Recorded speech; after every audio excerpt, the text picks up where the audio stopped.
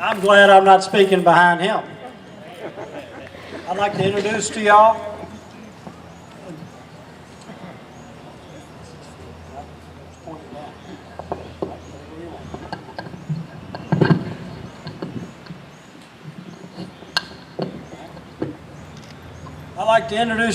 a good friend of mine, and he's a good friend to Danville.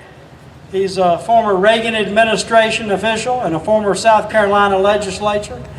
He's a South Carolina citizen, but he spends probably as much time in Danville as he does his hometown of Maysville. I want to introduce to you a very, very southern gentleman, Richard T. Hines.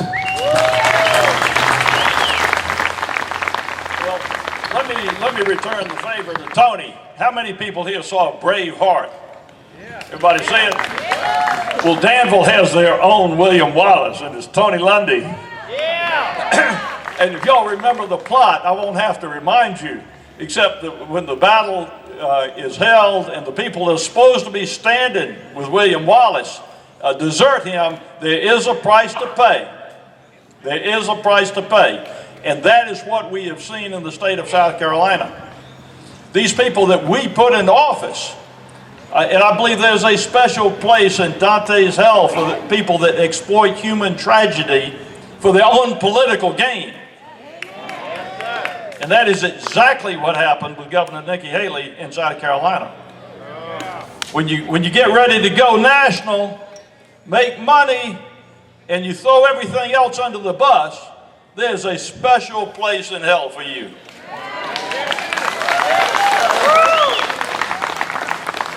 Colonel Gregg reminded me when I was, over 30 years ago, when I was a legislator, I came back from a trip, I think it was to Florida. We were looking at the automobile liability insurance and came back in the Columbia Airport, and near the Columbia Airport in South Carolina was where the Doolittle Raiders trained.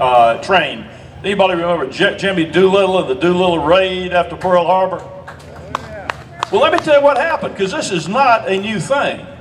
This is not a new thing. I came back in the Columbia Airport and I walked through the main airport, which has been renovated since then, and the memorial to Doolittle's Raiders, the Doolittle Raid, was gone. And I started asking questions immediately, and went to the airport director and I said, "What's going on?" He said, "Well, sir, this was removed by request of the South Carolina Chamber of Commerce." I said, "Well, maybe you have an explanation of that." He said, "We have a Japanese trade delegation coming, and they were worried that the monument to Jimmy Doolittle and the Doolittle Raiders would offend these Japanese." And I said, "I'll tell you one thing, if that exhibit is not back up in the morning, I will be on the floor of the South Carolina House of Representatives talking about you and the Chamber of Commerce." And I was, let me tell you, I burned them up. And by the next afternoon, that exhibit was back up.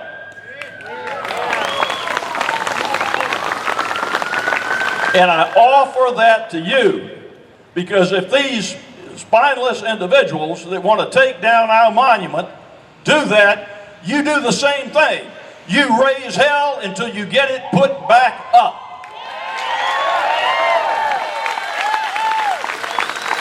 And I assure you here today that those of us who count ourselves in the 75% of South Carolinians who approve the Confederate battle flag, 75%, we are going to fight to put that back up at the Confederate monument at the State House of South Carolina. And before I leave the subject, my daughter asked if we would go to see the flag come down, and we did, and I'm glad we did, because you have never seen such a sight. They had this MoveOn.org had bussed in over 10,000 demonstrators from out of state, and they were chanting USA, USA. They had gay pride flags all in front of and as the flag went down, they waved those gay pride flags.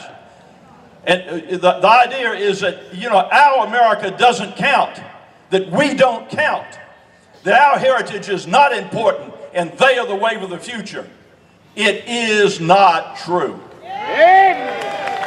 There are over 70 million Americans who are descended from Confederate soldiers, and we will not all surrender our heritage for a mess of pottage.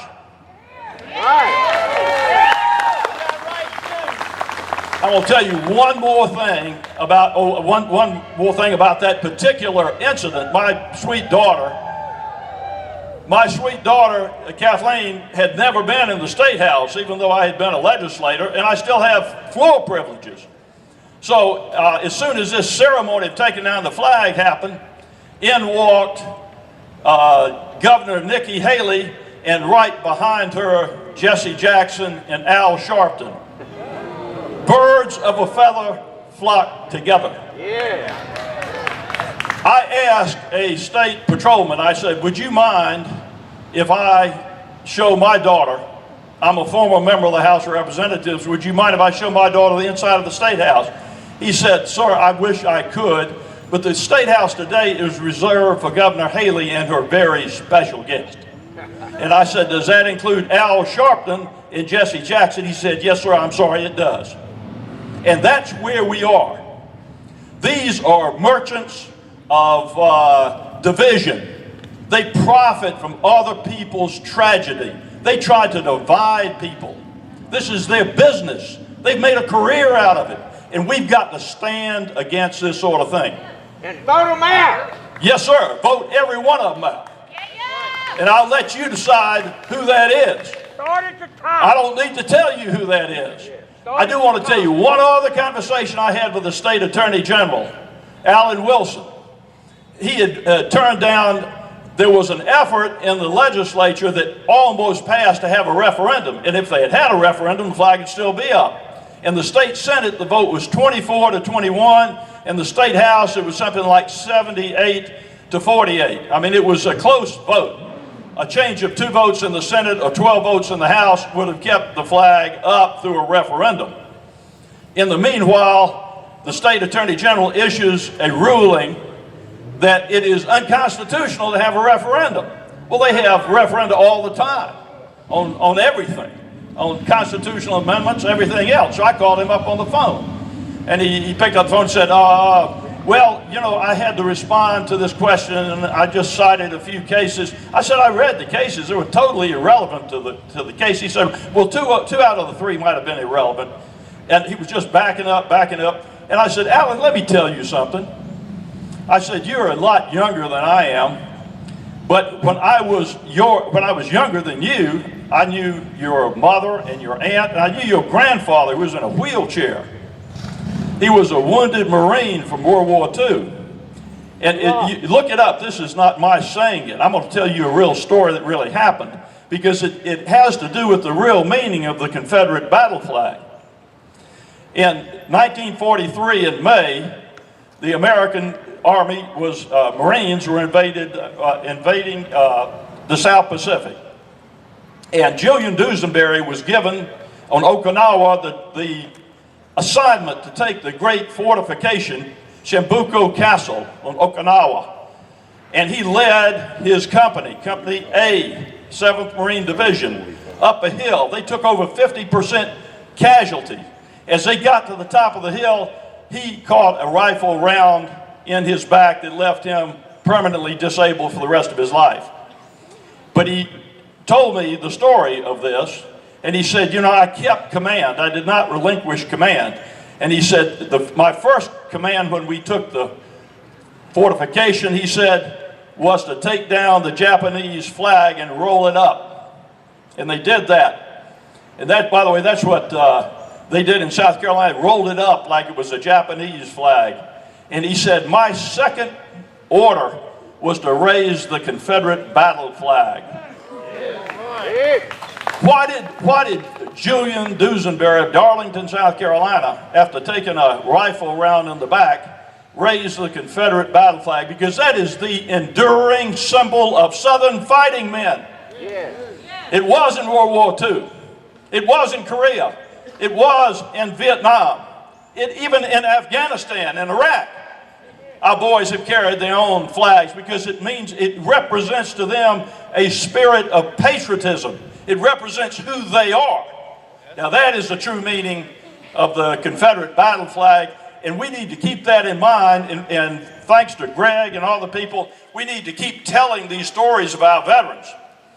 So it's great to be with you, and all I've got to say to wind up here is keep the flag flying.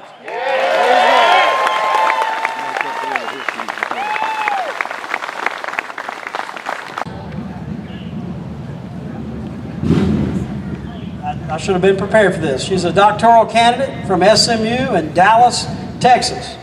And I think what she's going to speak to us about today is the suffering of the families, the suffering of the children, the suffering of the civilians, black or white, on the home front during that great struggle between 1861 and 1865. Let me give you all Kathleen Hines.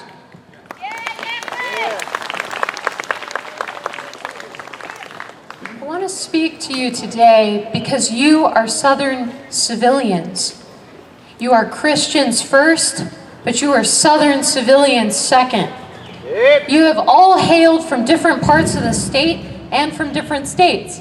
I myself am from South Carolina, but I feel a kinship with you out here in Danville. And I want to speak to you today about the suffering of Southern civilians in that great war in which, as Granny Clampett said, the North invaded America.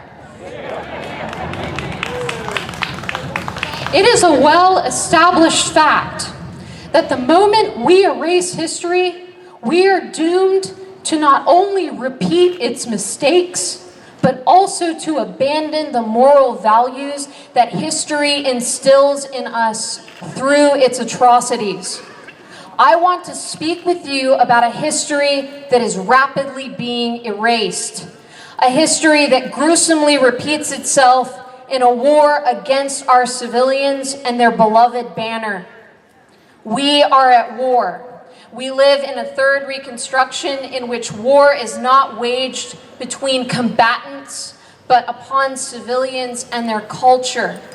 We have become the victims of a radicalism similar to that of ISIS. Take the following quote by the president himself.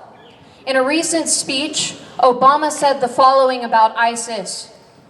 In a region that has known so much bloodshed, these terrorists are unique in their brutality. They execute captured prisoners. They kill children. They enslave and rape women. They threaten a religious minority with genocide.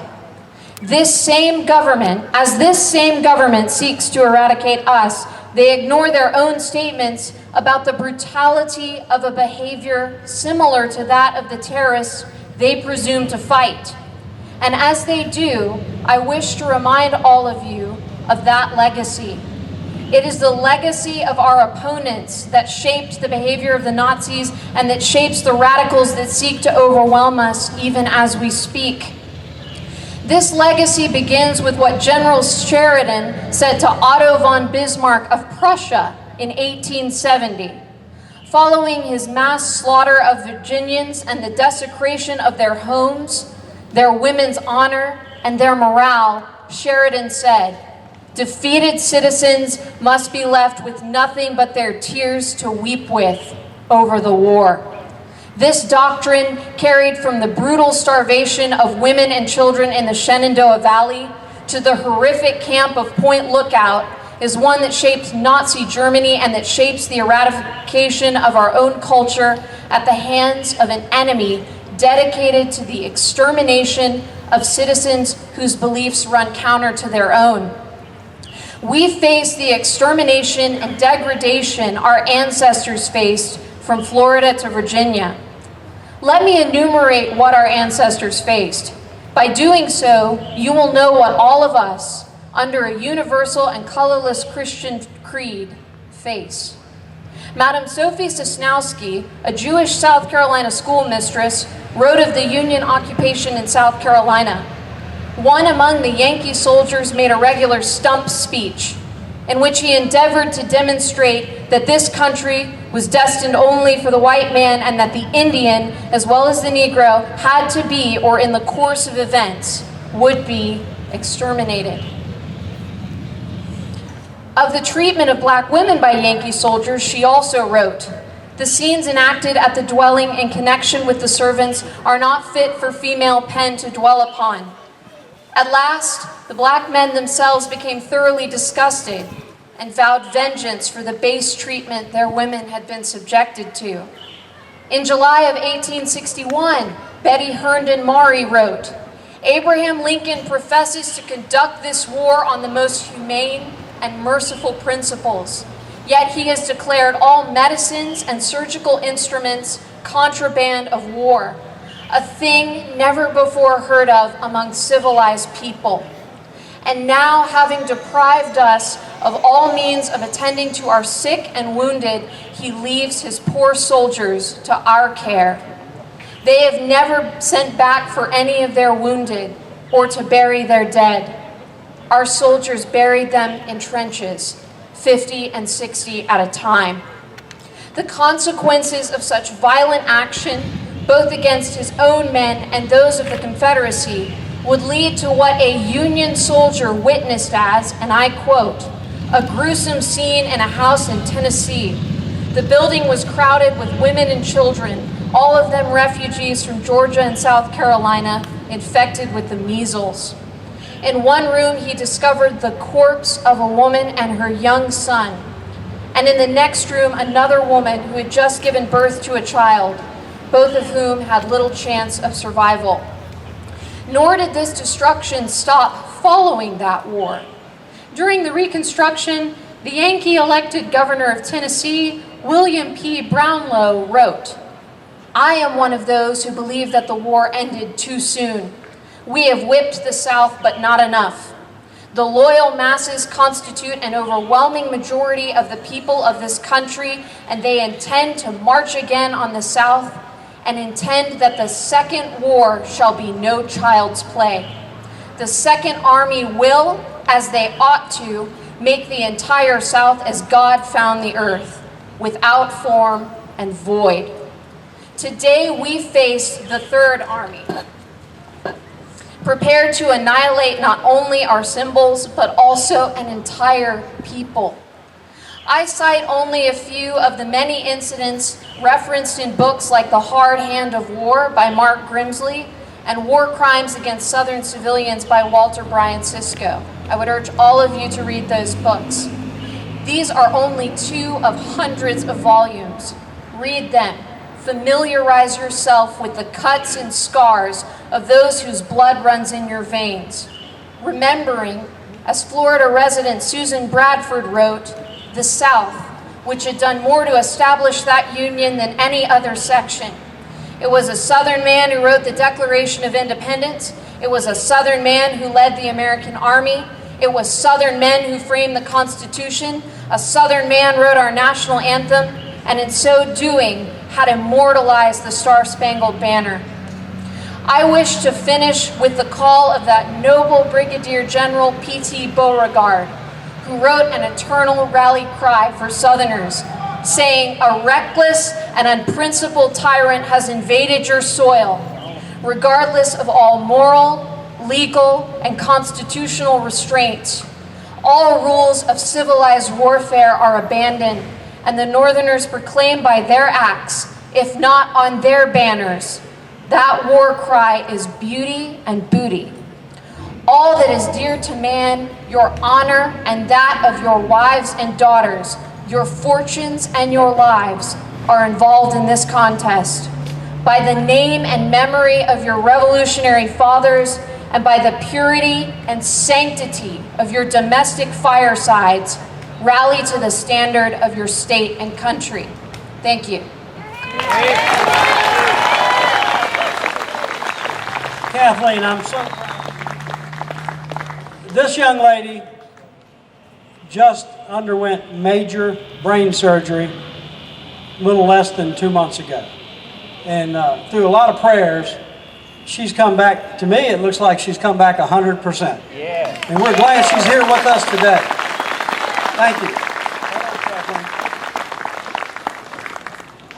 let you come over here and help me here.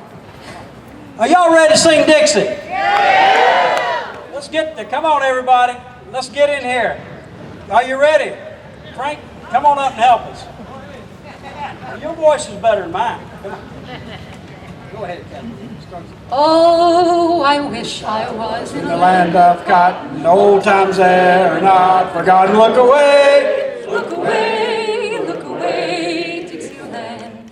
In Dixieland where I was born, and early on one frosty morning. Look away, Dixieland. And I wish I was in Dixie. Hooray, hooray. In Dixieland I'll take my stand to live and die in Dixie. Away, away, away down south in Dixie. Away, away, away down south in Dixie.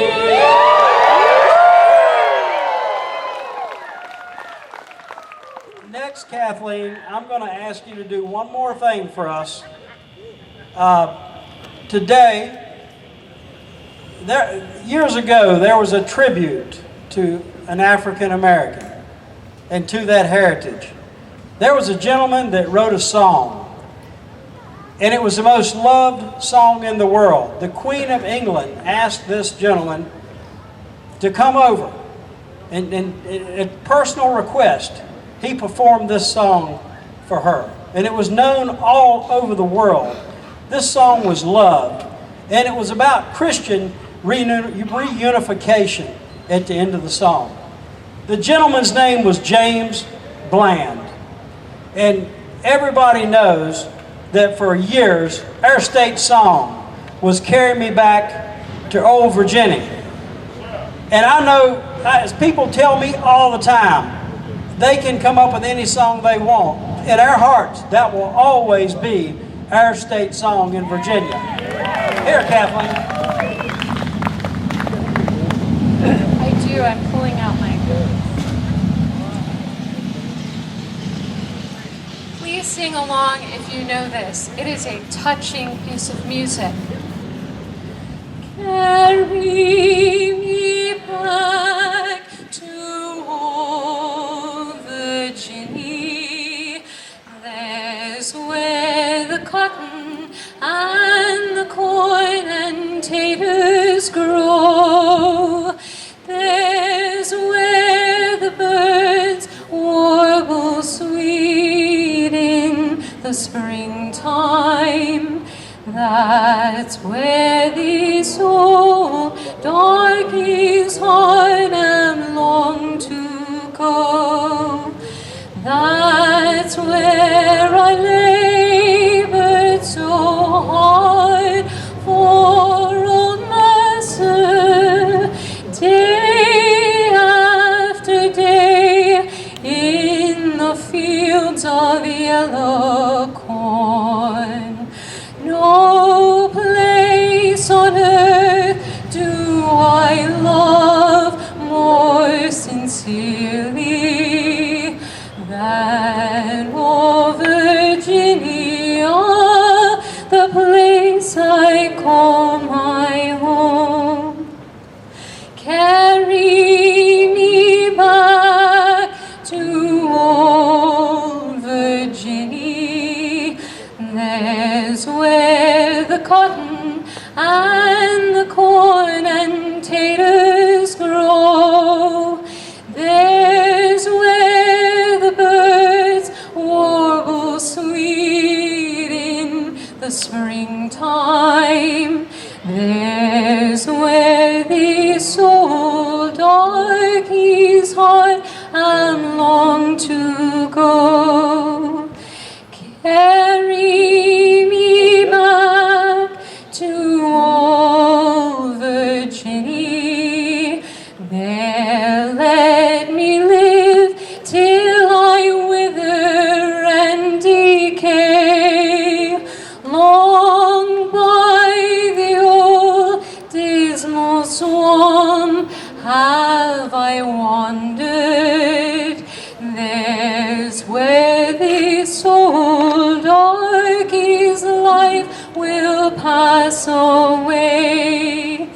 Master and Mrs. have long gone before me.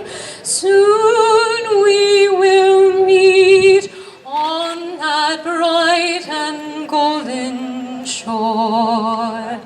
There we'll be happy and free from all sorrow. There's where we'll meet and we'll never part no more. Carry me back to old Virginia. That's where the cotton and the corn and taters grow. There's where the birds warble sweet in the springtime. There's where this old darkey's heart and long to go. Thank you, Kathleen. We appreciate that. All right. I want to not leave out some very important people here today. There's some people here today that I think we consider heroes, and we should consider heroes. And they're in the background. You don't see them too close in, but if you look across the street here or here, you'll see Danville's finest. You'll see Danville City Police Department. And I just want to say, these folks deserve our respect, and they deserve our prayers. We should always pray for our public officials, and we should always especially pray for our police officers, pray for their safety, and pray that they have wisdom. So all you police officers out there, we want you to know, you may not can endorse us, but we endorse you.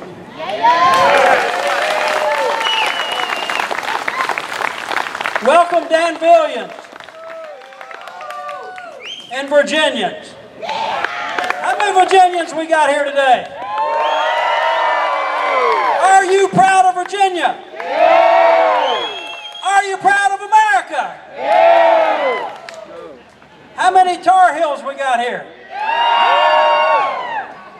The Tar Heels, when the chips are down, Robert E. Lee said you could always count on the Tar Heels. The Tar Heel, I'll tell you, the old North State, North Carolina, provided more troops than any other state for the Confederacy, for the cause. So we love the Tar Heels. How about South Carolina? Well, I'm glad we got some Gamecocks or Tigers or whichever. But when I think of South Carolina, I think of the great Southerner, John C. Calhoun. You know, no matter where you're from in the South, it doesn't matter. You're proud of where you're from. You're proud of your hometown. You're proud of your state. You're proud of your region. You're proud of your country. And you're proud of your people. Arkansas. There you go. Hey, all over the South. Welcome Southerners. Welcome Americans. You know, we are proud of our family, proud of our ancestors. And in the South, we're really, as you can tell, really proud of our history. That flag right there and all of these other flags, that represents the pride and the love that we feel for our families, the history of our region, and our country. Yes, we love America, but there's always something a little bit special for us as being Southern Americans. And you know, since day one, we have been the best Americans. America was started here in Virginia. We were here planting corn in Virginia 13 years before those pilgrims showed up at Plymouth Rock. America was started here. And during the Revolutionary War and the formative stages of this country, I want you to know the colonies looked to the Southerners. The colonies looked to Virginia. They looked to Virginia for guidance and leadership and wisdom. The man who penned, and I'm going to overlap with Kathleen a little bit now. You can tell we didn't coordinate. The man who penned the Declaration of Independence was a Virginian. That was our birth certificate as a nation. It was penned by a Virginian and a proud Southerner, Thomas Jefferson. The first president to the Continental Congress to represent us during the war was Peyton Randolph. My favorite, the agitator for armed resistance, the great Virginian, Patrick Henry. Our commander-in-chief, they had to turn to a Virginian for a commander-in-chief, and they got George Washington. It's another Virginian that gave you the Bill of Rights. His name is James Madison. If you like your freedom of speech, what's left of it? If you like your gun rights and want to hold on to your Second Amendment, if you like your other freedoms, your right to privacy, your right to worship as you choose, you can thank Southerners for that. You can thank Virginians for that. James Madison was responsible for the Bill of Rights. When they went to pick a first president, who did they look to? A Virginian once again. They called upon George Washington, another Virginian and Southerner. Virginia produced its share, more than its share, of great men during that time. And a few short generations later, they would do it again with names like Lee, Jackson, and Stewart. Well, I got news to people in this city, I got news for people in this state, and I got news for people around this country. Virginia is not finished producing great men. Our next speaker needs no introduction. He has served our great Commonwealth in the House of Delegates. He has served us as our state senator. He has represented us in Washington, D.C. About the only thing he hadn't done yet is be our governor. He's been our friend. He's never let us down. He's a man that we know will do, when he got elected, exactly what he told us he would do during the campaign. He was somebody who was worthy of our trust. I have the great privilege of introducing our next speaker, the pride of Southside Virginia, Virgil Goode.